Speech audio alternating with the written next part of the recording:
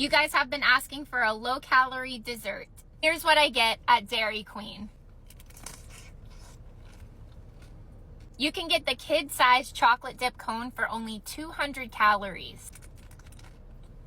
It's the perfect little treat to satisfy your sweet tooth while still maintaining a calorie deficit.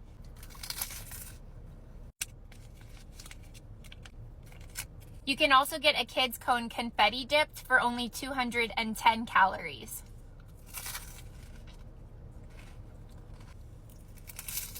Remember that this is a lifestyle. I know that I'm gonna get nasty comments about me eating ice cream with no protein in it, but this is realistic. I've lost 245 pounds and I enjoyed little treats like this throughout my entire journey. It's about healing your relationship with food. If a 200-calorie ice cream cone is